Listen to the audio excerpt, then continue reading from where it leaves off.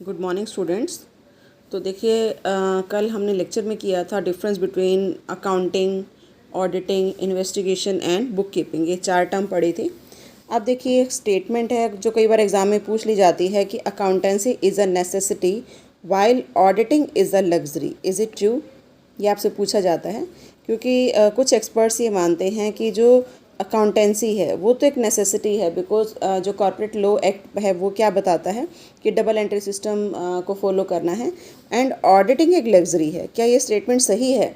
तो आपने इसको बताना है कि जो अकाउंटिंग है वो नेसेसिटी क्यों है ना। तो अगर हम टुडेज़ इंडस्ट्रियल एज देखें तो अकाउंटेंसी एक नेसेसिटी बन चुका है ना। क्या चाहे कोई छोटा बिजनेस हो या बड़ा बिजनेस हो, मतलब सोल प्रोप्राइटरशिप हो या पार्टनरशिप हो या कंपनी हो, हर बिज़नेस के लिए ये जानना ज़रूरी है कि व्हाट आर देयर प्रॉफिट्स, उनके प्रॉफिट क्या हैं, उनके लॉसेस क्या हैं, उनकी फाइनेंशियल पोजीशन क्या है ना। तो पहले अकाउंटेंसी को भी लग्जरी माना जाता था, पहले अकाउंट्स मेंटेन नहीं किए जाते थे।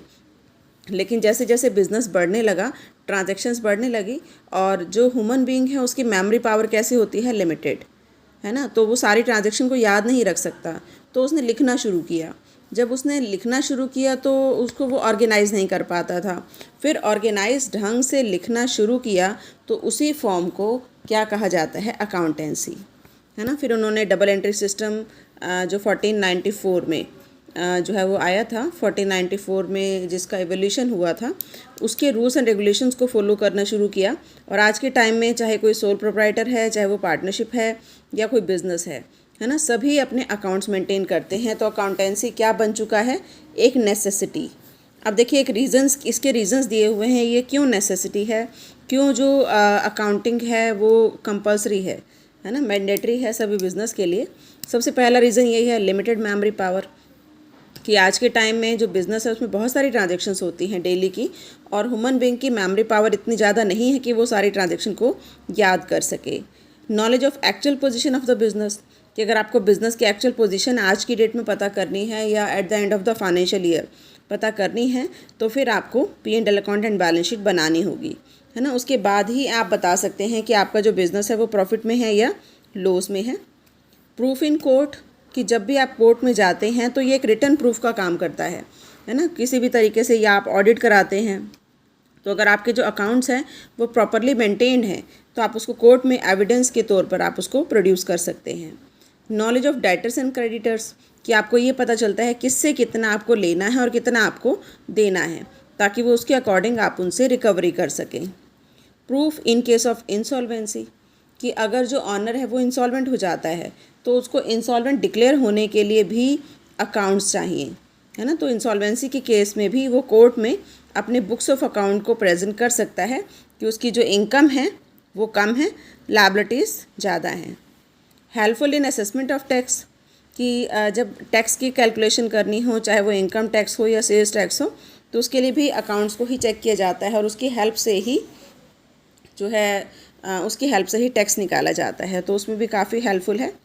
कंपैरेटिव स्टडी पॉसिबल, कि दो बिज़नेस की आपस में आपने कंपैरिजन करना है प्रॉफिट का या लॉस का, तो भी तभी पॉसिबल है जब दोनों के अकाउंट्स आपके सामने हों, तो ही आप उसके कंपैरेटिव स्टेटमेंट तैयार कर सकते हैं। Whether of income and expenditure, whether of profit और लॉस, सेल एंड परचेज, किसी का भी आपने कंपैरिजन करना है इस साल का पिछले साल से, या दो फर्म्स का आपस में कंपैरिजन करना है, तो भी अकाउंट्स मेंटेन होंगे तो ही पॉसिबल है।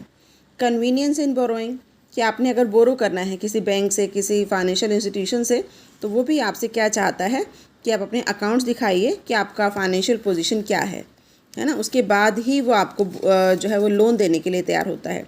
बैंक से लेना है तो बैंक भी आपसे फाइनेंशियल स्टेटमेंट की डिमांड करते हैं। Helpful in sale of business, कि if you want to sell your business, तो जो परचेज कंसिडरेशन आपको जो मिलता है वो इसी बेस पर मिलता है कि वैल्यूशन ऑफ एसेट्स कितनी हैं, वैल्यूशन ऑफ लायबिलिटीज़ कितनी हैं, कितनी शो की गई हैं बैलेंस शीट में, है ना। तो at the time of selling of business ये सारी चीज़ें अगर प्रॉपर अकाउंटिंग सिस्टम होगा तो आपको कोई डिफ़िकल्टी नहीं आएगी। सेफ्टी अगेंस्ट फ्रॉड, कि आपको अगर लगता है क्योंकि बिज़नेस में एक अकेला पर्सन काम नहीं कर सकता, बहुत सारे पर्सन हैं जो उसके अंदर इन्वॉल्व होते हैं, है ना। ऑनर एक ही होता है अगर सोल प्रोप्राइटर हो, शेयर होल्डर्स भी होते हैं कंपनी के अंदर ओनर, लेकिन वो स्कैटर्ड होते हैं, वो नहीं देख पाते। तो वो सभी यही चाहते हैं कि अकाउंट्स मेंटेन किया जाए, हर चीज़ का हिसाब किताब रखा जाए, because this reduce the opportunity of fraud, है ना। फ्रॉड के जो चांसेस हैं उसको वो कम करता है ना। और इसी तरह से कैश, जनरली कैश या जो मटेरियल है उसका फ्रॉड होता है। तो ये जो एम्प्लॉयज़ हैं उनको, या जो भी वहाँ पर काम कर रहे हैं डायरेक्टर्स हैं, उनको ये करने से रोकता है, उनके मन में एक डर पैदा होता है। हेल्पफुल इन पार्टनरशिप, कि पार्टनरशिप में भी कोई पार्टनर स्लीपिंग पार्टनर होता है, कोई वर्किंग पार्टनर होता है, तो ऑब्वियसली वो भी यही चाहते हैं कि अकाउंट्स मेंटेन किया जाए, क्योंकि जब भी किसी नए पार्टनर का उन्होंने एडमिशन कराना है या कोई पार्टनर रिटायर हो रहा है ना, तो ऐसे या डिसोल्यूशन है फॉर्म का, तो ऐसी सिचुएशन में अकाउंट्स मेंटेन होंगे तो हिसाब किताब करने में उनको कोई डिफ़िकल्टी नहीं आएगी। सोर्स ऑफ बिज़नेस इंफॉर्मेशन, कि बिज़नेस की इंफॉर्मेशन अगर आपको चाहिए तो वो इंफॉर्मेशन भी आप ऑनर्स को, या पार्टनर है, शेयर होल्डर है, वर्कर है, तो अकाउंट्स के बेस पर आप उनको इंफॉर्मेशन प्रोवाइड कर सकते हैं। लेकिन अगर प्रॉपर अकाउंटिंग नहीं की गई होगी तो आपकी बात पर कोई विश्वास नहीं करेगा, जो रिटर्न इन्फॉर्मेशन है उस पर वो विश्वास करेंगे, तो उसके बेस पर आप भेज सकते हैं। तो ये जो 12 पॉइंट्स हैं ये पढ़ने के बाद ये प्रूव हो जाता है कि जो अकाउंटेंसी है वो क्या है, नेसेसिटी है। उसके बाद देखिए इस स्टेटमेंट में नेक्स्ट पॉइंट बताया इसने, ऑडिट एज अ लग्जरी, कि ऑडिट क्या है, एक लग्जरी है। लग्जरी मतलब जैसे लग्जूरियस आइटम होती हैं जिसके बिना आपका काम चल जाता है, जैसे अगर आप रेफ्रिजरेटर ना लें या एसी ना लें तो उसके बिना आपका काम चल जाएगा, है ना। उसी तरह से ये कह रहे हैं कि ऑडिट भी एक लग्जरी आइटम है जिसके बिना कंपनी का या जो सोल प्रोप्राइटर हैं, पार्टनर्स हैं, उनका गुजारा हो जाएगा। अब देखिए इसकी आर्गूमेंट। सबसे पहला, मिस यूज़ ऑफ मनी। इनको ये लगता है कि ऑडिट कंडक्ट कराने के लिए आपको एक क्वालिफाइड चार्टर्ड अकाउंटेंट चाहिए, है ना, जिसकी फ़ीस बहुत हाई होती है, जिसको हर बिज़नेस अफोर्ड नहीं कर सकता, है ना। तो कंपनी की जो फाइनेंशियल पोजीशन है उसके अकॉर्डिंग ही ये डिसाइड किया जाता है कि किससे ऑडिट कराया जाए। तो अगर फाइनेंशियल पोजीशन पुअर है तो फिर ये जो ऑडिट का जो खर्चा है वो एक एक्स्ट्रा एक्सपेंडिचर हो जाएगा, इसलिए उनको लगता है कि जो ऑडिट है वो एक मिस यूज़ ऑफ मनी है, तो इसलिए एक लग्जरी आइटम है। तो यहाँ पर आप ये भी कह सकते हैं साथ के साथ कि कंपनी के लिए मैंडेटरी है ऑडिट कराना, तो वहाँ पर ये मिस यूज़ ऑफ मनी नहीं है। लेकिन जहाँ पर है सोल प्रोप्राइटरशिप या पार्टनरशिप, जहाँ पर कि ऑडिट कराना कंपलसरी नहीं है, और अगर उनकी फाइनेंशियल पोजीशन वीक है, वो अगर ऑडिट को फिर भी कराते हैं तो वहाँ मिस यूज़ हो सकता है। सेकेंड देखिए, miss use of energy. The work of auditing involves the completion of a lot of formalities, कि जो ऑडिटिंग है उसमें बहुत सारी फॉर्मेलिटीज़ होती हैं, परफॉर्म में बहुत सारे भरने पड़ते हैं, वाउचर्स प्रेजेंट करने पड़ते हैं बिफोर द ऑडिटर, और वाउचर्स को भी एक क्रोनोलॉजिकल ऑर्डर में लगाकर ऑडिटर को देने होते हैं। लिस्ट बनानी होती है डेटर्स और क्रेडिटर्स की, एसेट्स और लायबिलिटीज़ की लिस्ट बनानी होती है, बुक्स ऑफ अकाउंट को सिस्टमेटिकली मेंटेन करना होता है, और इनके लिए बहुत ज़्यादा एनर्जी की ज़रूरत होती है। मतलब एक पर्सन ऑडिट से पहले पूरा इसी काम में इन्वॉल्व हो जाता है कि सारे डॉक्यूमेंट्स तैयार होने चाहिए ऑडिटर के आने से पहले। तो ये क्या है, मिस यूज़ ऑफ एनर्जी। उसके बाद देखिए नेक्स्ट आता है वेस्टेज ऑफ टाइम। अब जैसे उन्होंने बताया कि auditing takes a lot of time, कि ऑडिटिंग में ऐसा नहीं है कि एक ही दिन में आएगा ऑडिटर और ऑडिट कर जाएगा, महीनों लग जाते हैं। पूरे साल का ऑडिट करने में कम से कम 1 महीना तो लगता ही है। तो जहाँ पर ये कंपलसरी नहीं है उनको ये लगता है कि it's a wastage of time, क्योंकि जो ऑडिटर है वो अपनी इंस्ट्रक्शंस देगा, उसके अकॉर्डिंग एम्प्लॉयज़ काम करेंगे तो प्रोडक्शन भी रुक जाएगा, है ना। कंपनी के जो काम है उसमें बाधा उत्पन्न होगी।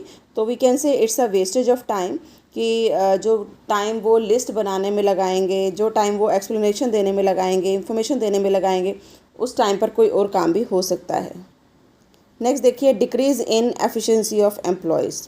यहाँ ये उनका मानना है कि जो एम्प्लॉयज़ हैं उनकी एफिशिएंसी भी कम होती है, क्योंकि बार बार जो ऑडिटर है उनसे कुछ ना कुछ क्वेरी करता है, कुछ क्वेश्चंस पूछता है, एक्सप्लेनेशन उनसे लेता है एम्प्लॉयज़ से।